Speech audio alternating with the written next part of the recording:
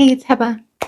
I'll give you a little trick of the trade, a tip. I use fluorite. You could use whatever you could use pebbles, I guess technically anything that feels good in the palm of your hand. If I'm doing a reading, especially for myself, because it's a little bit harder sometimes to read for yourself, and I'm stuck in something, I can feel the energy, but it's not quite translating. What I do is I put these in the palm of my hand and I just kind of circle them around. Just kind of relax and circle them around. And what happens is it makes you able to read a little bit more easily. So that's the trick of the trade. That's mine. Just a tip that I have in case that helps you out. So let's start with some letters.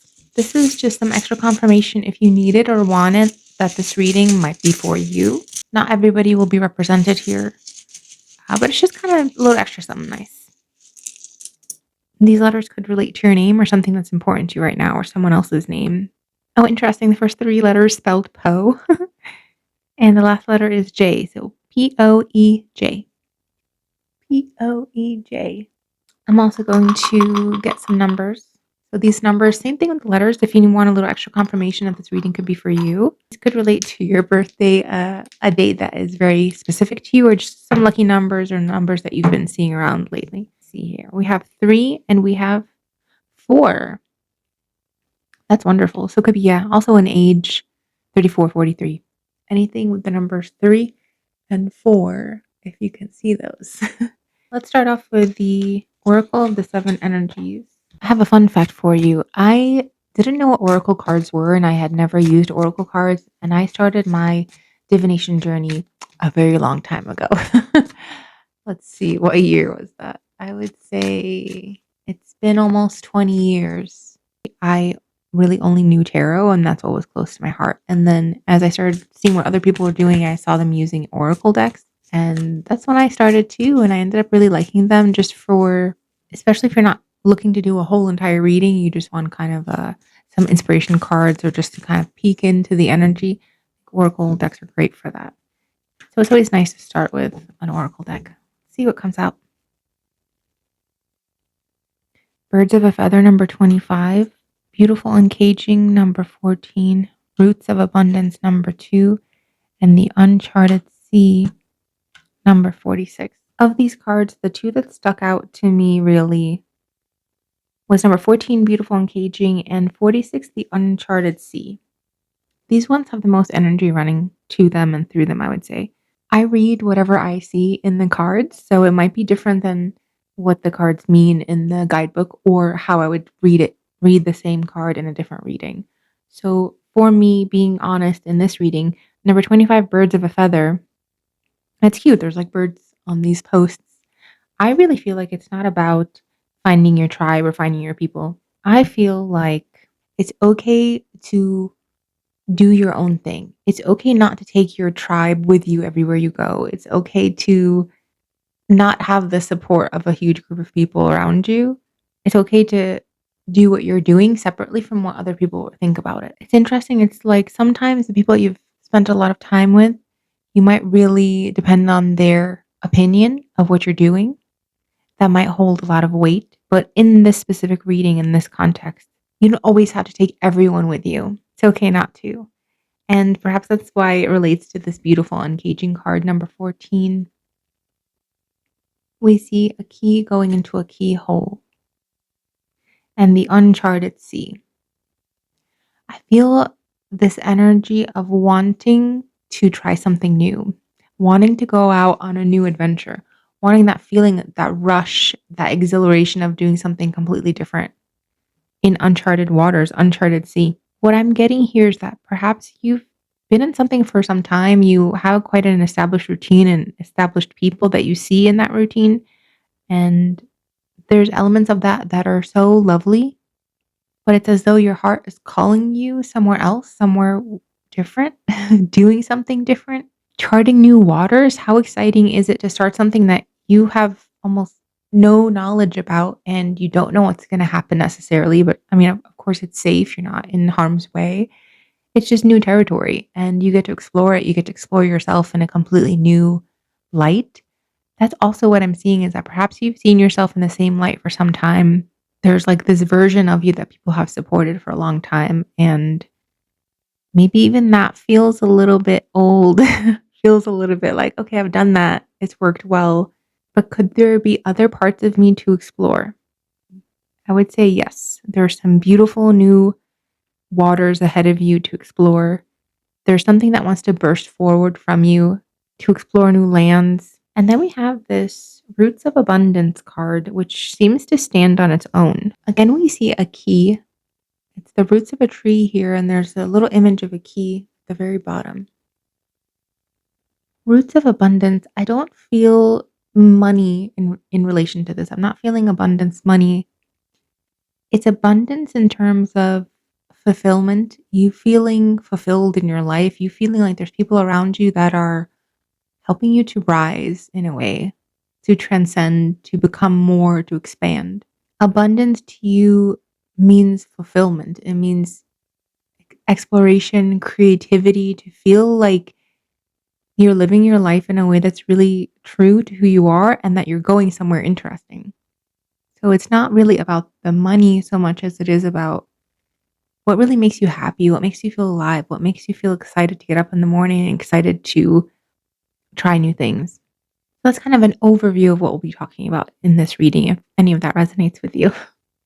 I'm going to pull a very funny deck, but I love it. It really makes me smile, and I think it's a great deck too. It's kind of funny and it's whimsical, but I found that it also is very beautiful in the readings that it gives. So we have the overview here from the oracle cards.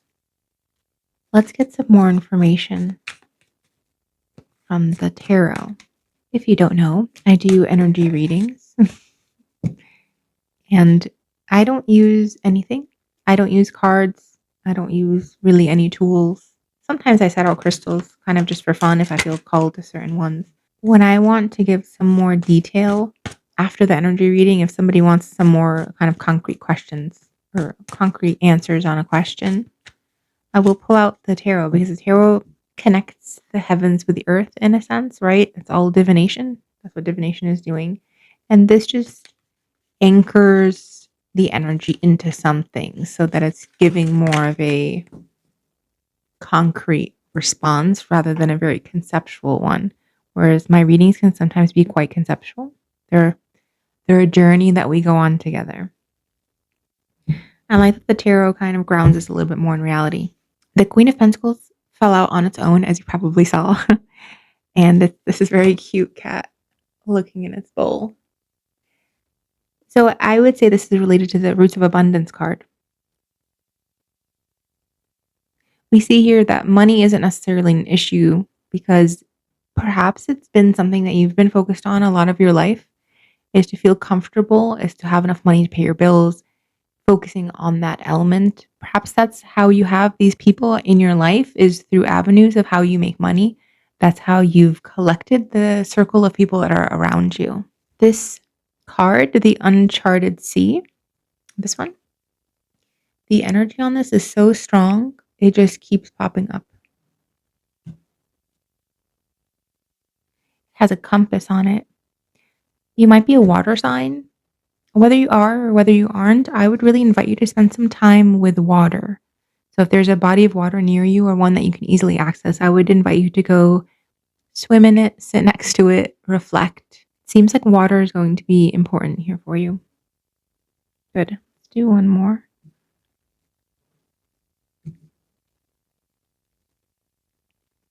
We have the Page of Swords, the Two of Cups, the High Priestess, and the Queen of Cups.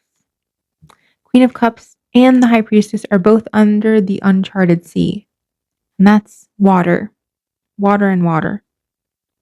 We don't have a ton of fire in this reading. Even the candles on the High Priestess card are dying out. So it's like your journey is going from earth to water so far. I would interpret that as a heavy fixation on money, property, things of the physical world, and that could be how you've even built the tribe that you have around you. We have the Page of Swords here, which means an idea then comes through. Something happens. You see something, you hear something, an idea pops into your head. Somebody maybe even says something to you. Actually, I want to ask about that. Let's use this little mini deck. Whoa, Can you see that? I was trying to take all the cards out of the holder, and they're all backwards besides the Page of Swords, which is exactly the card that we're asking about right now. So that's kind of funny. Okay. Just means we're on track. That's because something happened here. It's like you are doing your thing. I would say you are the Queen of Pentacles, which just represents grounded energy. It represents having plenty, meaning you can pay your bills, you can take care of yourself, or at least that's your main focus. And birds of a feather. So perhaps you spent a lot of time working or a lot of time around the people that you work with, but then something changes. Let's see, what does that change? Page of Swords. These three gingerly fell out. Wheel of Fortune, King of Wands, King of Pentacles.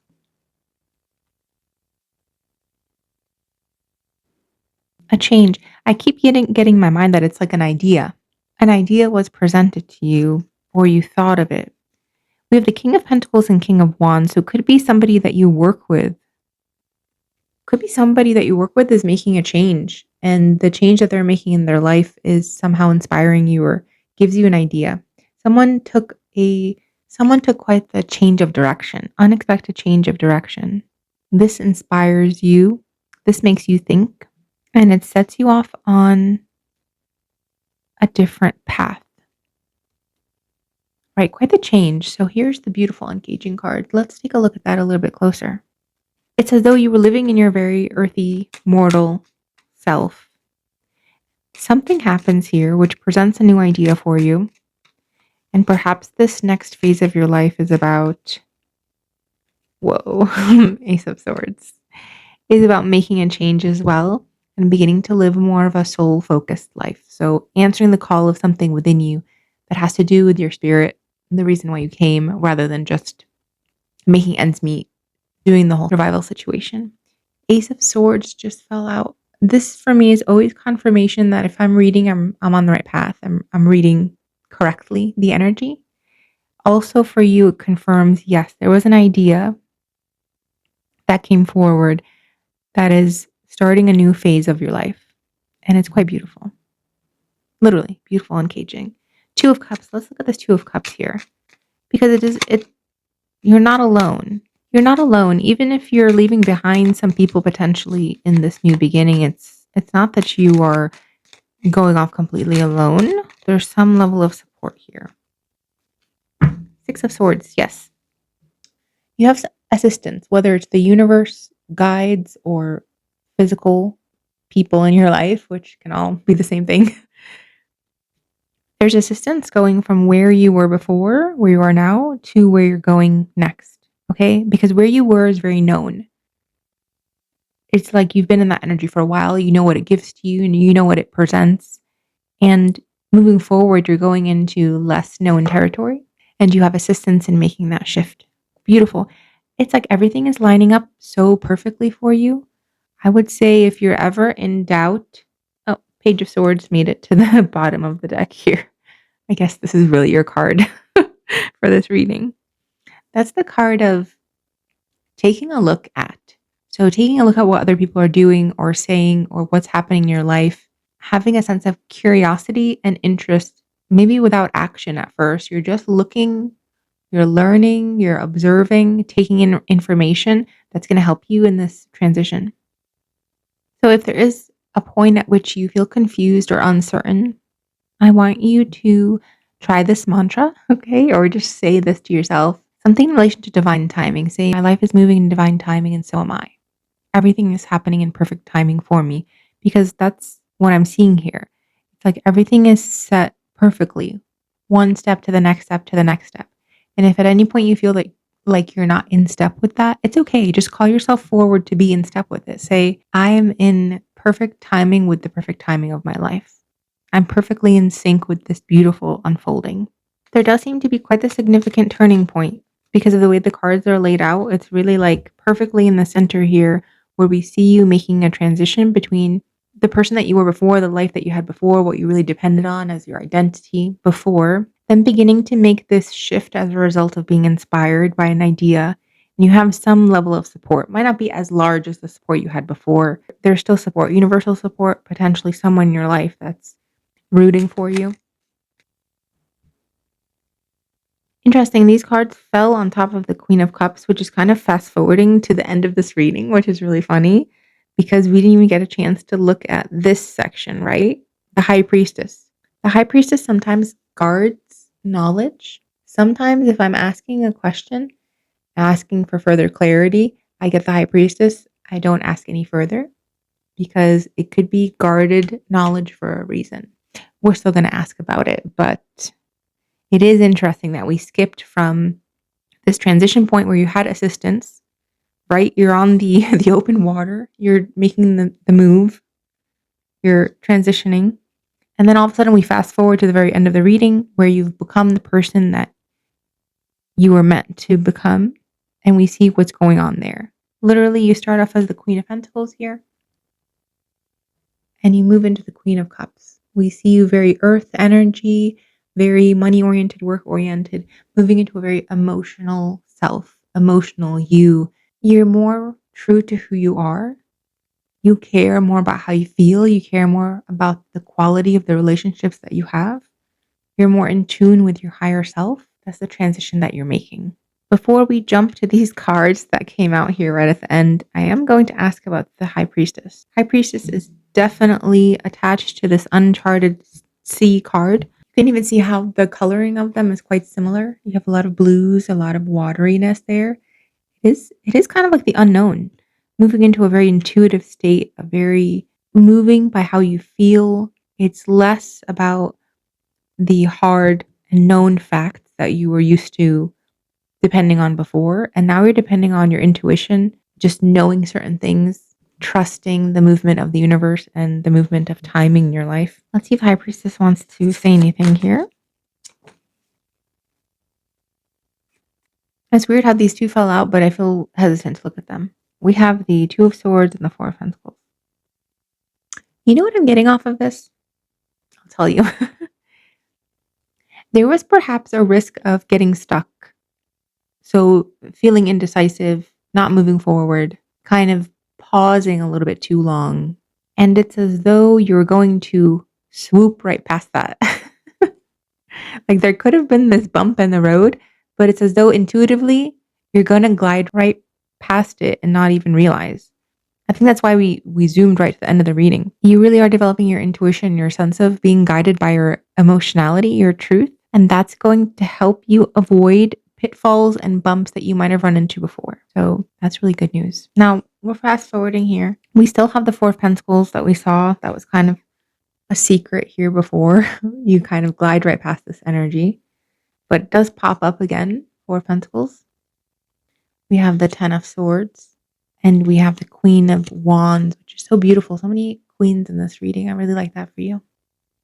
I do feel you bypassing a lot of negative energy. Some of it even could be coming from other people. And it's as though you're not letting it touch you. You're not letting it move you. You're acknowledging that it's there, or maybe even your response to it, but you're not letting it shake you or change who you are. I like that the cat on this Queen of Cups is sleeping because it makes me feel like as you go through this transition, you kind of change some very important aspects of yourself. You become more of who you are.